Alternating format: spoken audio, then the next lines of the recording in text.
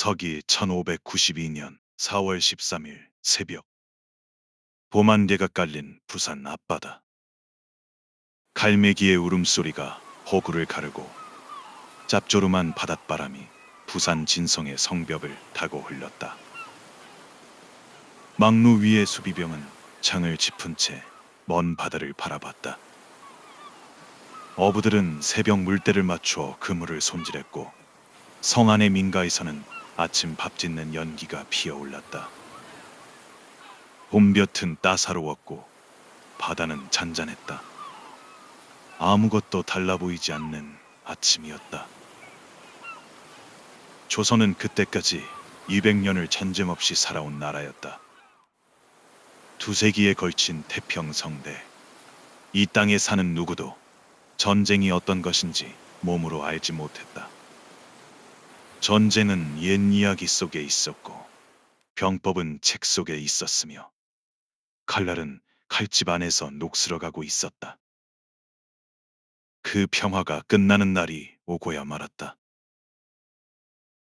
오후 늦게 부산포 앞바다의 수평선이 검게 물들기 시작했다. 처음에는 하나의 점이었다.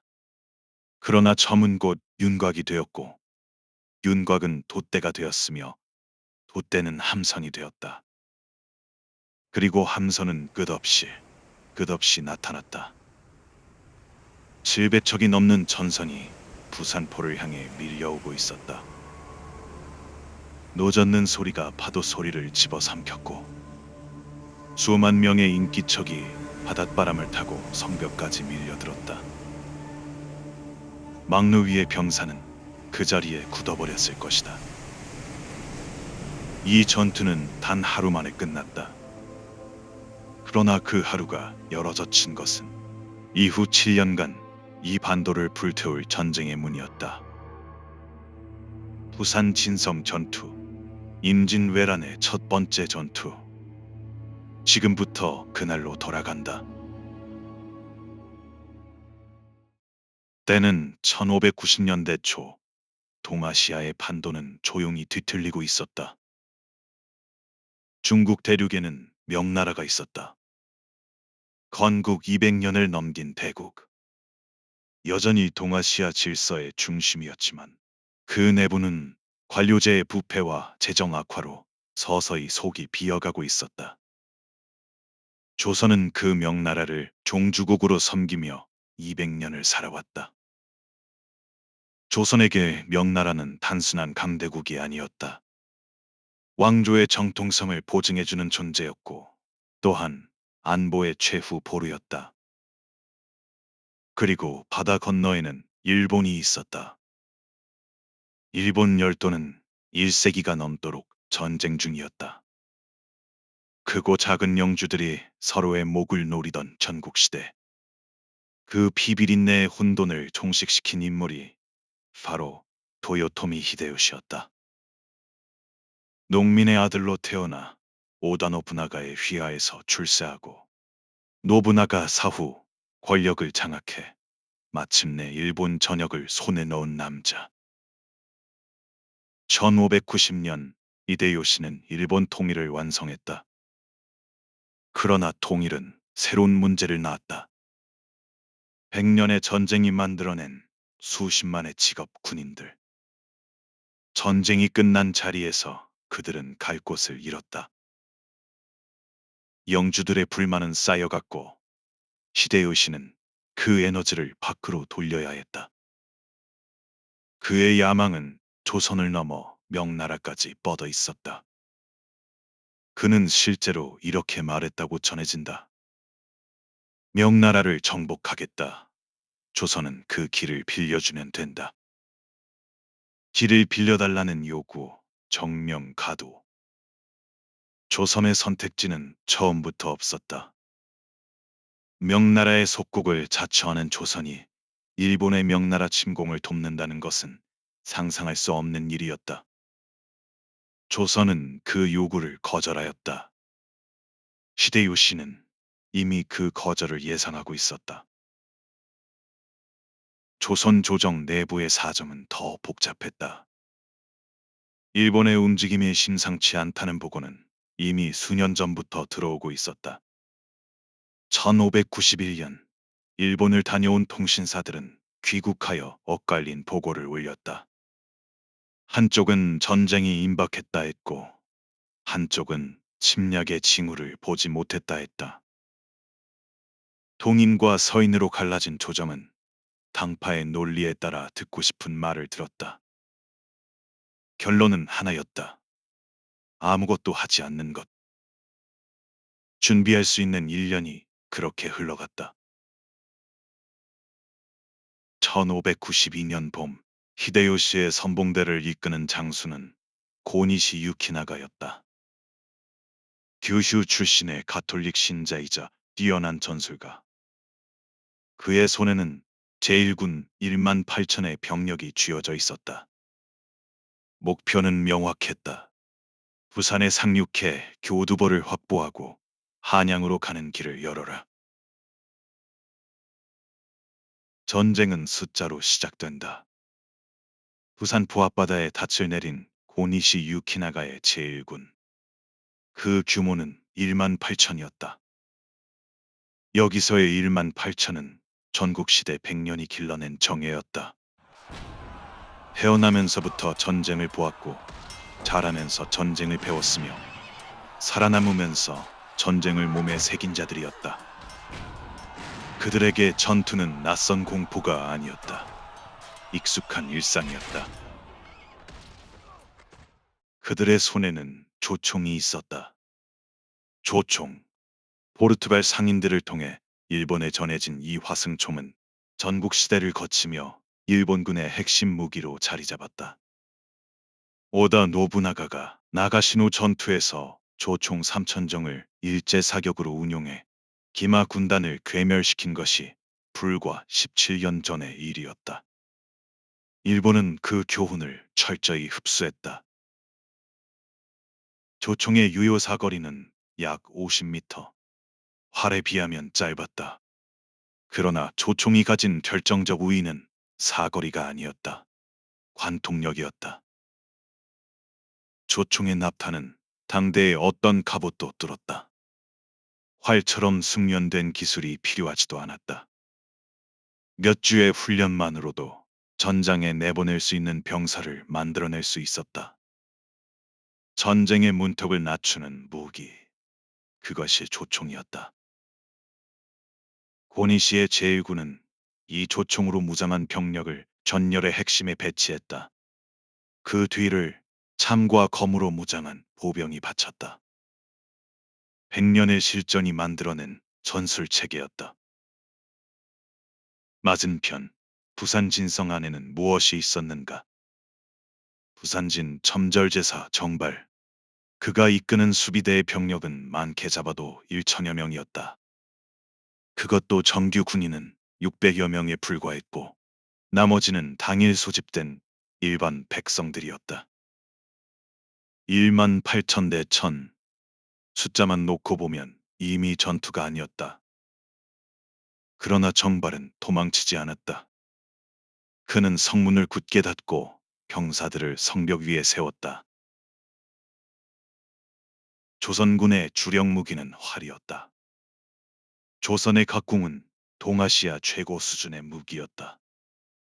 유효 사거리는 조총을 훨씬 웃돌았고 숙련된 궁수의 손에서 나온 화살은 정확하고 빨랐다. 성벽이라는 지형 지물을 등에 업는다면 궁수들은 조총 사거리 밖에서 적을 먼저 공격할 수 있었다. 또한 조선에게는 화포도 있었다. 부산 진성에는 조선의 각종 화포가 배치되어 있었다. 천자총통과 지자총통. 근거리에서 적의 밀집 대형을 향해 발사된다면 충분한 살상력을 발휘할 수 있는 무기들이었다. 그러나 문제는 무기가 아니었다. 200년의 평화가 만들어낸 균열은 무기보다 더 깊은 곳에 있었다. 병사들은 실전 경험이 없었다. 화포의 포수들은 훈련이 부족했고 보급은 빈약했으며 무엇보다 지원군이 없었다. 두 군대는 이렇게 달랐다. 한쪽은 100년의 전쟁이 만든 기계였고 한쪽은 200년의 평화가 만든 수비대였다.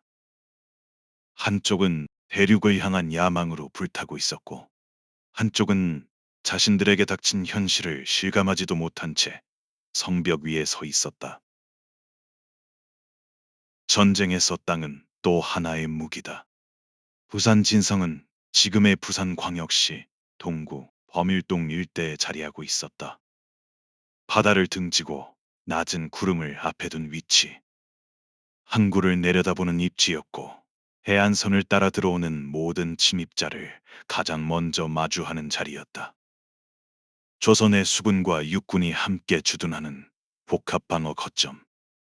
설계 의도만 놓고 보면 부산 진성은 외적의 상륙을 막기 위한 최전선 요새였다. 그러나 의도와 현실은 달랐다. 성벽의 둘레는 약 1km 남짓. 작은 성이었다. 방어할 수 있는 병력의 수가 애초에 제한적일 수밖에 없는 규모였다. 성벽의 높이는 구간에 따라 달랐지만 전반적으로 낮고 노후화되어 있었다. 200년의 태평성대는 성벽의 적이기도 했다. 허물어진 구간은 제때 보수되지 않았고 해자는 제 기능을 잃어가고 있었다. 지형적으로 가장 치명적인 약점은 따로 있었다. 성의 북쪽과 서쪽은 구름으로 둘러싸여 있었다. 방어 측에서 보면 천연 엄폐물처럼 보일 수 있었다. 그러나 반대로 생각하면 공격 측이 그 구름을 장악하는 순간 성 안이 내려다 보이는 고지를 적에게 내주는 셈이었다. 고지에서 쏟아지는 조총 사격. 성벽 뒤에 몸을 숨긴 수비병들도 안전하지 않았다. 바다 쪽 상황은 더 절망적이었다. 부산 진성이 방어력을 온전히 발휘하려면 수군의 지원이 필수적이었다. 육지에서 밀려오는 대군을 막는 동안 바다에서 적의 보급과 증원을 차단해야 했다. 그러나 4월 13일 부산포 앞바다는 이미 700척의 일본 함선이 장악하고 있었다. 조선 수군은 싸워보기도 전에 제해권을 잃었다. 성은 사방이 막힌 채 홀로 남겨졌다. 지원군을 기대할 수도 없었다. 가장 가까운 경상좌병영까지는 하루 이상의 거리였고 조정이 이 사태를 인지하고 병력을 움직이기까지는 그보다 훨씬 더 많은 시간이 필요했다. 부산 진성은 구조 요청을 보낼 수는 있었지만 그 답이 돌아오기 전에 전투는 끝날 것이었다. 정발은 이 모든 것을 알고 있었을 것이다. 고립된 성과 노후한 성벽, 압도적인 숫자의 적군, 그리고 오지 않을 지원군. 그럼에도 그는 성문을 열지 않았다. 병사들을 성벽 위에 세우고 무기를 들게 했다. 그것이 무모함인지 충절인지는 보는 사람마다 다를 것이다. 그러나 한 가지는 분명했다. 이 성에서 퇴로는 없었다. 4월 13일 오후 700척의 함선이 부산포 앞바다를 가득 메웠다. 고니시 유키나가는 서두르지 않았다. 그는 먼저 부산포 일대를 완전히 장악한 뒤 병력을 질서 있게 상륙시켰다. 함선에서 쏟아져 내리는 병사들, 갑옷이 부딪히는 소리, 말발굽 소리, 장수들의 고함, 해안선을 따라 펼쳐지는 1만 8천의 대군. 그 광경은 부산 진성의 성벽 위에서 고스란히 내려다 보였다. 정발은 즉시 파발을 띄웠다. 경상 좌병영으로, 조정으로. 그러나 파발이 닿기도 전에 밤이 왔다. 첫날 밤 고니시는 공격을 서두르지 않았다. 병력을 해안에 집결시키고 부산 진성을 완전히 포위하는 데 밤을 썼다. 성의 북쪽 구릉에 조총부대를 배치했다. 그리고 서쪽 접근로를 차단했다. 바다는 이미 일본 함선이 막고 있었다. 밤사이 부산 진성은 완벽하게 고립되었다. 성 안의 수비병들은 그 어둠 속에서 횃불을 밝히고 적의 움직임을 눈으로 쫓으며 밤을 새웠을 것이다. 잠을 잔 자가 있었다면 그것은 거짓말이었다. 4월 14일 새벽, 동이 트기 시작할 무렵 고니시의 군대가 움직이기 시작했다. 먼저 북쪽 구릉에서 신호가 올랐다. 그리고 곧이어 조총 소리가 새벽 공기를 찢었다. 수백 발이 동시에 터졌다. 조총 부대는 구릉 위에서 성벽을 향해 일제 사격을 퍼부었다. 성벽 뒤에 몸을 숨긴 수비병들에게도 총탄이 날아들었다. 조선 궁수들이 응사했다. 화살이 허공을 갈랐고 일부는 적의 대열에 꽂혔다. 그러나 고지를 장악한 조총 부대의 사격은 멈추지 않았다. 납탄은 성벽의 돌을 깎아냈고 목재 방패를 뚫었으며 사람을 쓰러뜨렸다. 성벽 위의 수비병 숫자가 줄어들기 시작했다. 조총 사격이 수비병들의 머리를 눌러놓는 사이 고니시의 주력 보병이 성벽을 향해 돌격했다. 마침내 사다리가 성벽에 걸렸고 병사들이 기어올랐다. 성벽 위에서는 창과 칼이 맞부딪혔고 밀어내고 찍어내는 육박전이 시작되었다. 조선 수비병들은 물러서지 않았다. 사다리를 걷어차고 돌을 던지고 창으로 찔렀다. 그러나 올라오는 자들은 끝이 없었다. 한 명을 밀어내면 두 명이 올라왔고 두 명을 막으면 세 명이 따라붙었다. 성벽의 한 구간이 뚫렸고 일본군이 성 안으로 쏟아져 들어왔다. 그리고 이때부터 싸움의 성격이 바뀌었다. 성벽이라는 방어선을 잃은 순간 조선군의 최대 강점인 활은 쓸모를 잃었다. 근접한 적에게 활 시위를 당길 거리도 시간도 없었다. 전투는 이제 칼과 칼이 맞부딪히는 백병전이었다. 그리고 바로 그 순간 또 다른 격차가 드러났다. 일본군의 주력 도범은 카타나였다. 전국시대 100년이 다듬어낸 일본도는 당대 세계에서 가장 완성도 높은 근접무기 중 하나였다. 날의 길이는 약 70cm 안팎. 완만하게 휜 곡선형 날은 배는 동작에 최적화되어 있었고 강철을 수천 번 접어 만든 날은 단단하면서도 유연했다. 무엇보다 카타나를 쥔 자들은 그 칼로 수십 번의 실전을 치른 자들이었다. 조선군의 환도는 이와 달랐다. 환도 역시 곡선형의 도검이었지만 날의 길이가 카타나보다 짧았고 전반적으로 가벼웠다. 가볍다는 것은 빠르다는 의미이기도 했다. 그러나 환도의 진짜 문제는 칼 자체가 아니었다. 그것을 쥔 병사들이었다. 200년의 평화 속에서 조선의 근접전 훈련 체계는 사실상 형해화되어 있었다. 활을 쏘는 궁수를 키우는 데는 공을 들였지만 칼을 쓰는 전사를 단련하는 데는 소홀했다. 실전에서 칼을 써본 자는 거의 없었다. 숙련된 칼잡이와 그렇지 못한 칼잡이의 차이는 전장에서 잔인할 만큼 명확하게 드러난다. 골목마다 백병전이 벌어졌다. 수비병들은 흩어지면서도 싸웠다. 불길이 솟아올랐고 연기가 성안을 뒤덮었다.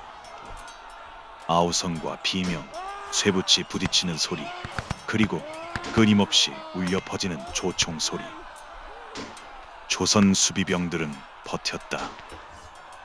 그러나 버팀의 끝이 어디인지는 처음부터 정해져 있었다. 부산진의 장수 정발은 끝까지 싸웠다. 그가 어디서 어떻게 최후를 맞았는지에 대한 기록은 엇갈린다. 일부 기록은 그가 성벽 위에서 조총에 맞아 쓰러졌다고 전한다. 또 다른 기록은 백병전 중에 전사했다고 한다. 그러나 한 가지는 분명하다.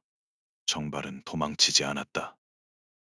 그는 자신의 성에서 자신의 병사들과 함께 끝을 맞이했다. 4월 14일 아침 부산 진성 위에 일본군의 깃발이 올랐다. 임진왜란이 시작된 지 채 하루가 지나지 않은 시각이었다. 부산 진성이 함락된 그 시각, 조선 조정은 이 사실을 알지 못했다.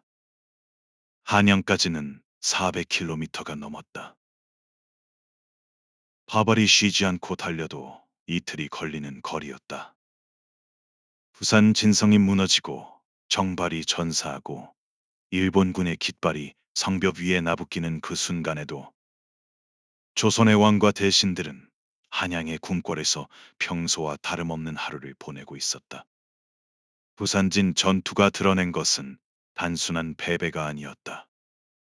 이 전투는 조선이 가진 방위 체계의 민낯을 그대로 노출시켰다. 최전선 요새가 반나절 만에 무너졌고 지원군은 오지 않았다. 경상도 일대의 방어선은 사실상 존재하지 않았다. 조선이 200년 동안 쌓아온 방어 체계가 첫 번째 전투에서 허상이었음이 드러났다. 고니시 유키나가는 부산 진성에서 단 하루도 머물지 않았다. 그에게 부산은 목적지가 아니었다. 부산은 그에게 교두보일 뿐이었다. 병력을 정비하고 보급을 확인하고 대열을 가다듬은 뒤 그는 곧장 북쪽을 향했다.